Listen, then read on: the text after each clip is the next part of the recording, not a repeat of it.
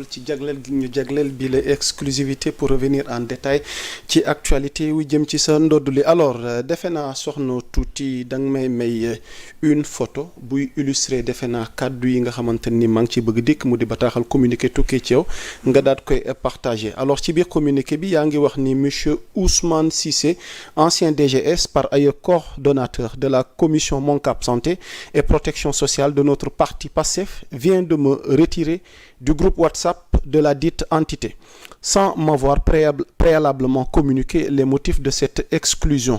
Il est indéniable que cette décision arbitraire est liée à l'audience que m'a accordée hier le ministre Yankhoba Diémé, une rencontre pourtant dédiée à des échanges sur des sujets communs qui constituent le socle même de notre engagement politique, notamment le service public et la République. Je considère qu'à un certain niveau de responsabilité au sein d'une organisation, il est impératif de faire preuve de sérénité et de tolérance. Nous, cadres, devons en toutes circonstances privilégier le débat démocratique qui doit demeurer la marque de fabrique de Pastef les Patriotes. J'y reviendrai, docteur Mame Hawa Ndoye, Moncap Santé, Pastef les Patriotes. Peut-être tey nga ci war a revenir c'est l'occasion en toute exclusivité ak internautes yi mais ci tënk ci kàllaamee Kocc kon yaa ngi joxe xibaar askan wi di leen yëgal ni dañ la génne groupe boobu nga xamante mooy Moncap Santé Pastef les Patriotes ki ko jiite di Ousmane Cissé waaye dafa mel ni da nga jàpp ni ki la dalal di le ministre Yankhoba Diémé jiite forces armées moom moo war a sabab ñu daal lay retirer te yëgaluñu la ko maanaam diisuwuñu ceeg yow mu mel ni nga dénoncé loolu ndax bokkul peut-être ci li nga xamante ni moom moo leen boole ci biir Pastef ndax jàpp ngeen ni am na ay règles élémentaires yi nga xamante ni war nañ ko mën a bàyyi xel lu mel ni wàllu démocratie bi te bokk na ci marque de fabrique bi nga xamante ni ci la ñuy mandargaale Pastef alors docteur ma bàyyi la kàddu gi nga revenir en détail ci lii. jërëjëf yaa Moussa. Déjà dañuy wax sénégalais yi ñuy déglu ñun. Nous sommes investis d'une mission publique. Okay. Donc du ñu gënal bëgg nañ bu ñuy génn. muy wax ci solos réew mi. loolu bëggoon nañ ci wax mooy que. enjeu yi nga xam ne ñoo nekk nii tey rek gis ngeen ne commencé na taw ci Dakar. ñu ngi xool comment gérer les inondations. Okay. Les réformes hospitalières wàllum yi ñu wax xam ne ministère de la santé mu ciy liggéey. pour xool lay tëggaatee système de santé bi. Exactement. JOJ yi war a ñëw nga xam ne démb rek laa jóge ci réunion jusqu'à 20h avec le ministre nga xam ne lépp li nga xam ne mooy dispositif médical bi ñun ñoo ko war a yor. Okay. Et pour rappel nga xam ne ces JOJ plus de 2700 athlètes. Presque 1 million de personnes boo xoolee seen famille ñëpp ñu war a ñëw ñun ñu war a gérer événement boobu nga xam ne c'est la première fois muy am Afrique. Y a vraiment d'autres enjeux yi nga xam ne war na mën a motiver suñu génn. Exactement. Yàgg nañ ma bëgg invité dama xam ne dañoo yàkkamti dañoo yónni yàkkamti ñu. Exactement. ñu lëlu woon nekk ci liggéey bi. waaye nag dafa am lu am mooy que dama di jigéen. dëgg-dëgg maam foo xam ne fu bëri dama ko jaar ci parti bi du ñàkk après dinañ ci ñëwaat. Okay. Donc bu ñu surtout Moncap Moncap xam nañu bu baax. mouvement national des cadres waaw. ñu jaar bëri ci parti bi. Donc bu ñu demee ba gis li nga xam ne day wàcc li ñu parti bi loolu dafay jar ñu communiquer ci wax ak nit ñi nee leen ce qui est en train de se passer à Pastef. C'est que c'est le Pastef lui-même qui est en train de se dévier de sa ligne originelle. Pastef xam nga lan la woote boo demee ci les statuts du parti. Objet 3 xam nga mooy lan. Statut article 3. Ce sont les objets du parti. Objet bi mooy nan la ñuy defee ba conquérir le pouvoir de manière démocratique déjà et que ñu servir le peuple loolu la. léegi ci loolu nag ki nga xam ne moom laa seeti ci woon mais moom ci lan la nekk c'est un frère de parti. Yankhoba bi ma koy xam yàgg na 2017 2018 mun nañ wax ne oto bi Pastef njëkk a am sax moom moo ko mayoon Pastef ñu def ci couleur Pastef yi loolu yàgg na kooku ñu xamante lu yàgg séq jàmm.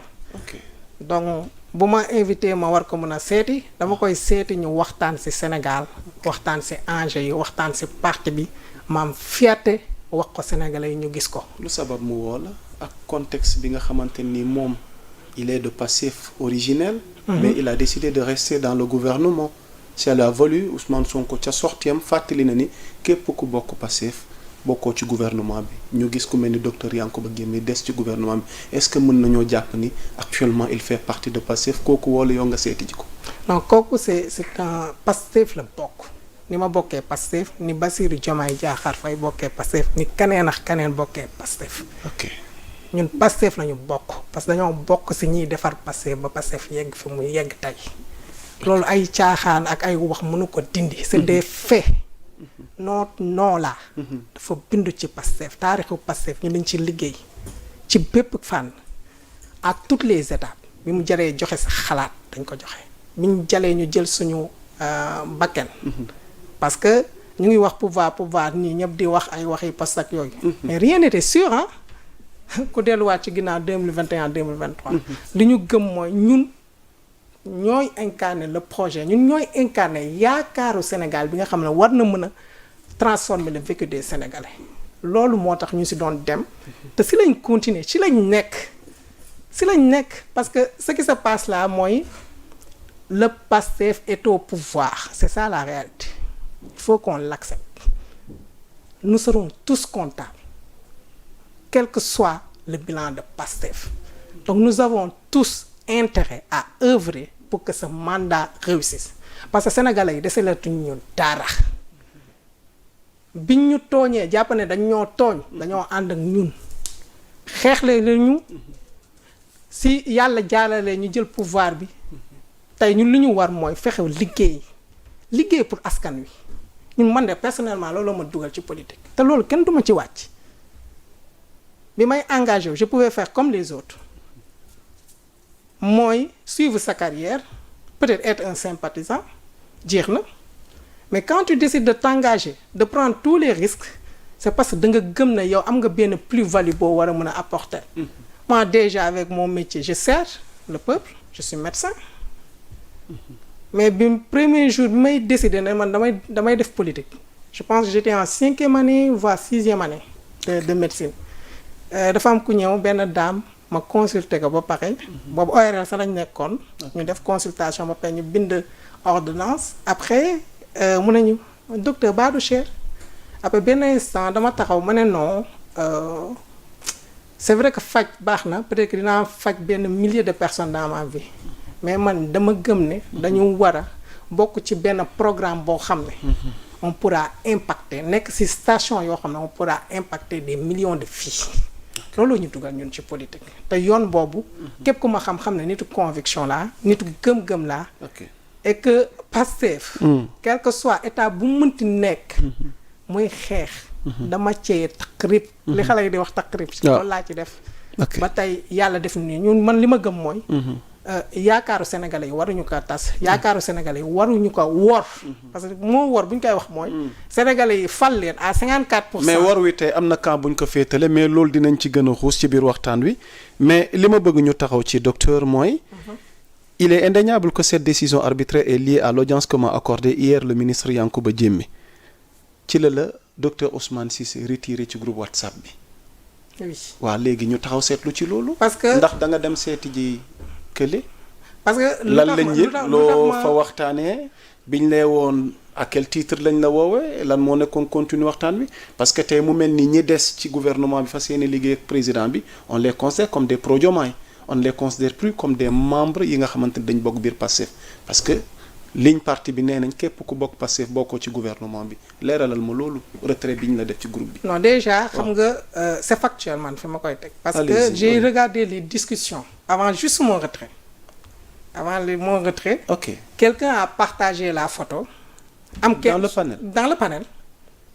ñu ne diw moom lu tax muy ànd ak voilà et cetera am kenn ku ne nañ ko retirer pour def leen ma admin ma retirer ko après je vois le gars là l'ancien DGS qui a été limogé. je sais pas pour quelle raison. Il y a quelques mois. monsieur Ousmane Cissé pour ne pas le citer. me retire. ok. sans m'appeler. dafa am ko dugal sa photo. ci biir panel bi. débat bi ubbeeku. sama publication. waaw le kii. ñu partagé ko ci panel bi nga gis discussion yi. ku ci nekk c'est deux discussions hein. Après je reviens Après, on te Professeur retire. Ousmane Cissé vous a retiré du groupe. Est-ce que tu l'as appelé personnellement? Non, maintenant, parce que moi, les groupes là, c'est pas ce qui. Ça permet juste de coordonner, mais c'est pas qui définit le statut du militant. Parce que dafa am règle. Dafa am mën naa la wax sax nit nan lay jaar pour exclure wala adhérer. Même notre leader de parti le disait. Yéen mënuma leen dàq bu ma leen bëggoon dàq sax mënuma leen dàq caaxaan dàqul militant ou Pastef. Il faut que nit ñi xam ko. Nous sommes des actionnaires de ce parti et nous le réclamons. Nous sommes des actionnaires de ce parti, nous l'avons construit. Kenn mënuñu ci génn. Ni le président du parti, ni d'autres militants. Kenn mënuñu ci génn. Ce parti, nous l'avons construit, c'est notre parti.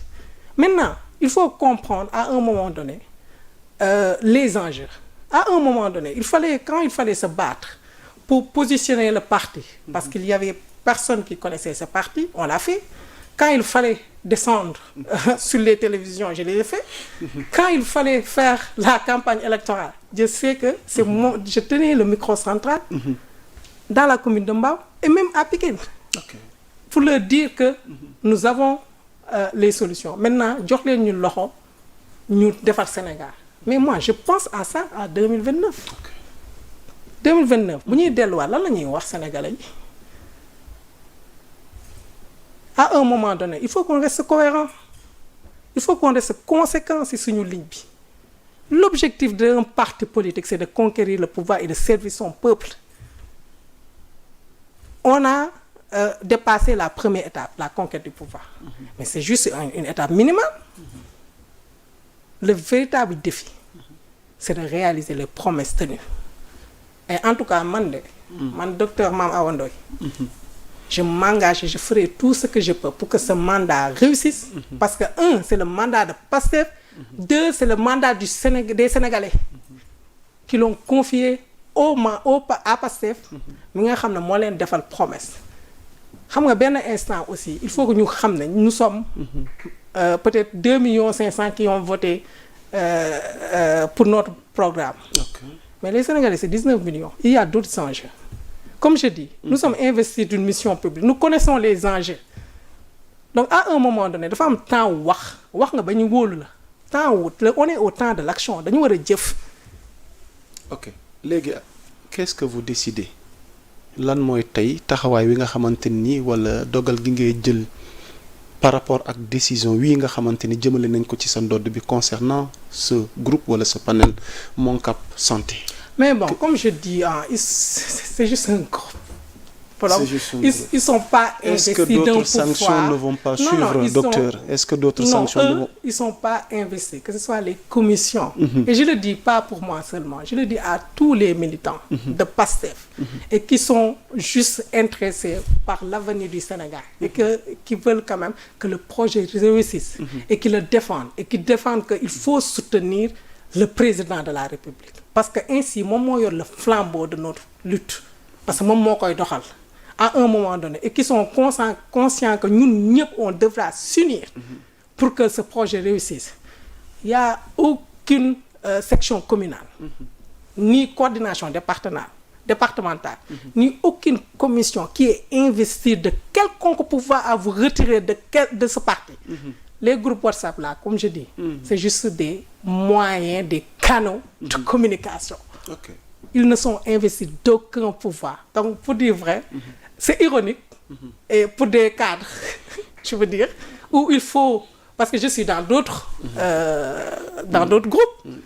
Docteur Dogoumalo, j'aurais bien aimé qu'on continue la discussion dans la langue de Molière, mais comme ceux qui nous suivent li ci ëpp ci kàllaamay Kocc xëy na dañuy bëgg tamit nga xaw a leeral ci kàllaamay Kocc ce qui se passe li xew merci Yamou Sa dama bëgg wax ne bépp militant bi gëm ne parce que li xew mooy génnee nañ la léegi ci groupe ndax du am yeneen sanction yi ci topp ñu xëy ñu ne ni léegi génnee nañ la parti bi dama ne waaw groupe yeeg commission yeeg groupe section communale yeeg coordination départementale yeeg coordonnateurs yi fa ne ils sont habilités d'aucun pouvoir amuñu sañ-sañ bi joxuñu leen ko ci texte parti yi bu ñuy dàq militant ou pas gis nga groupe WhatsApp yi ay moyens de communication la c'est un canal de communication ñi fa nekk ñëpp amuñu benn pouvoir pour mun a wax ne Awa Ndoye nekk de militant au Pastef wala nekkatul militant au Pastef. biñ ma retiré ay ree la ma def c'est ironique.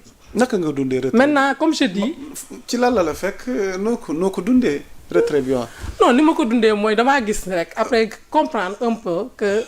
kii di doon diriger lan moo njëkk a doon sa réaction bi mu amee tak nga gis ni je suis plus dans le panel de mon Cap Santé.